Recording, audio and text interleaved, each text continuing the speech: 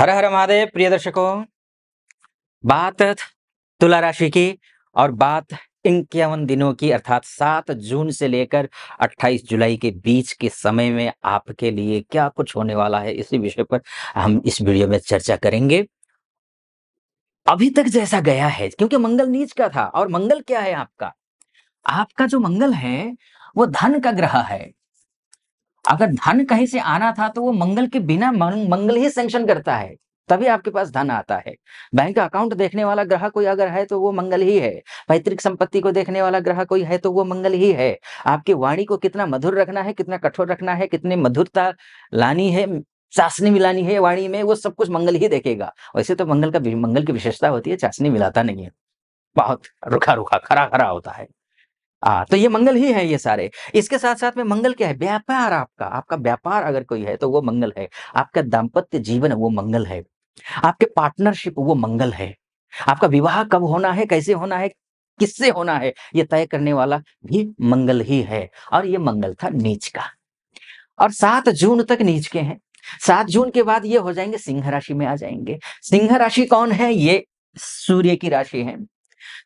अच्छा, एक बात और समझ लीजिए, ये विजय का भाव है। उस भाव में आकर के मंगल जब मित्र की राशि में, राजा के घर में सेनापति आकर के बैठ जाएंगे,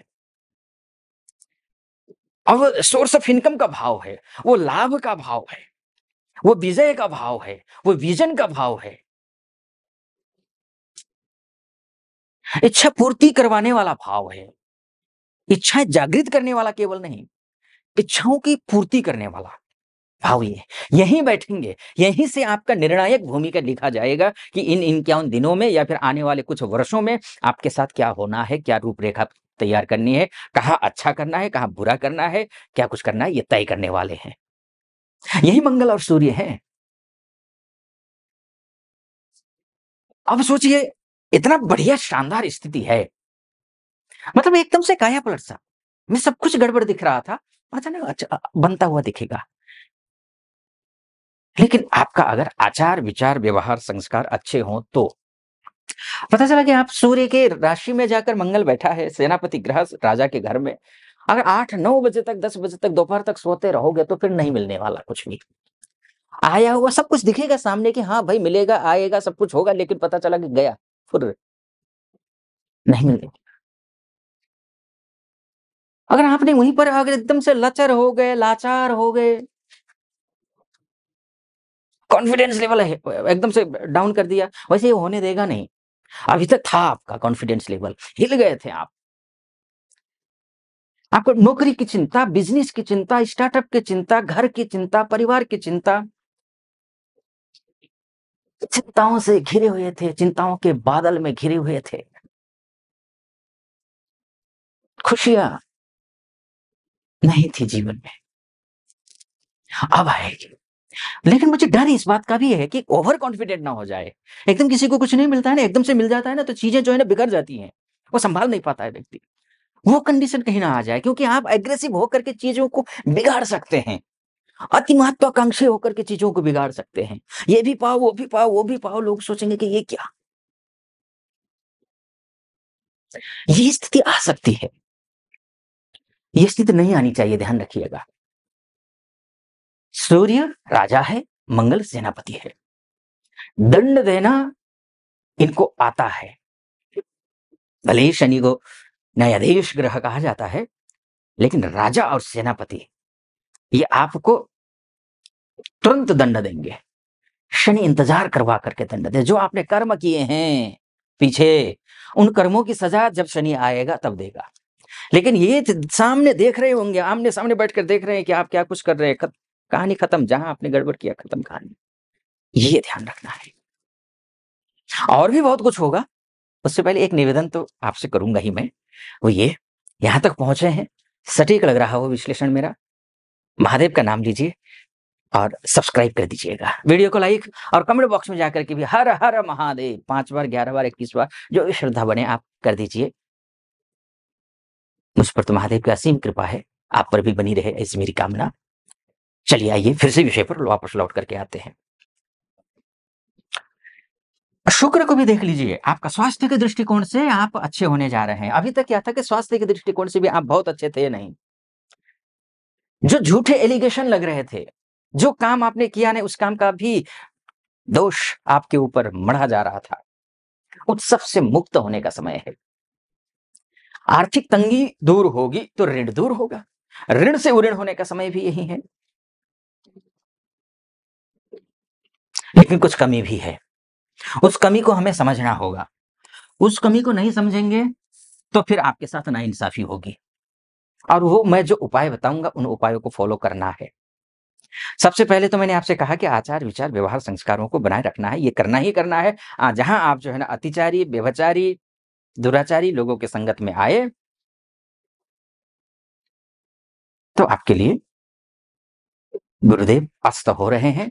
ये गुरुदेव अस्त होने का मतलब ये है कि शत्रु आप पर हावी हो जाएँगे, रोग आप पर हावी हो जाएँगे, ऋण आप पर हावी हो जाएगा। ये शर्त स्पष्ट तौर पर लिख लीजिए। मंगल आपके लिए आसमान से सितारे तोड़ करके लाएगा, ये मानकर चल छप्पर फाड़ कर देगा। बस एक ही गलती आपकी, आपका व्यवहार अच्छा नहीं, आपके संस्कार अच्छे नहीं और आप मिलती हुई, आती हुई, पाती हुई चीज़ों को भी आप खो बैठेंगे। ये ठीक नहीं, क्योंकि मंगल जैसे गुरु अस्त होंगे, ये अस्त कब से हो रहे हैं? 12 जून से अस्त हो जाएँगे 7-9 जुलाई तक। 12 जून से 9 जुलाई यानी कि 27 दिन ये अस्त रहेंगे। आपको ओम नमो भगवते वासुदेवाय इस मंत्र का जाप करना ही करना है। अन्यथा शत्रु का ग्रह, शत्रुओं को देखने वाला ग्रह, ऋण को पर कंट्रोल करने वाला ग्रह, रोग को, व्याधियों को दूर रखने वाला ग्रह या बुलाने वाला ग्रह, जो भी कहिए, कमजोर है तो बुलाएगा ऋण रोग को, शत्रुओं को। अगर मजबूत है तो दूर करेगा। अब जब ग्रह कमजोर होता है, अस्त होता है, तो वो कमजोर होता है, निष्प्रभावी होता है, निष्क्रिय हो जाता है, तो उसको मजबूत कीजिए। वो आवश्यक है। तो आपको ये ओम नमो भगवते वासुदेवाय इस मंत्र का जाप करना है। एक। दूसरा, अगर ये नहीं कर पाते हैं तो ओम विष्णवे नमः इतना तो बोल ही सकते हैं, वो कर लीजिए। अगर कर ही और अच्छा, ये भी दोनों करने के बाद भी एक और आप कर सकते हैं, ओम ग्रां ग्रीं ग्रौं सः गुरवे नमः। ध्यान रखिएगा, ग्राम ग्रीम ग्रौम नहीं बोलना है। ओम ग्रांग, क ख ग घ अंग वाला, नासिका और मुंह से। ओम ग्रांग ग्रीं ग्रौं सः गुरवे नमः। गुरुवे नहीं, गुरवे। ध्यान रखिएगा, ठीक है? इस मंत्र का जाप कर लीजिए,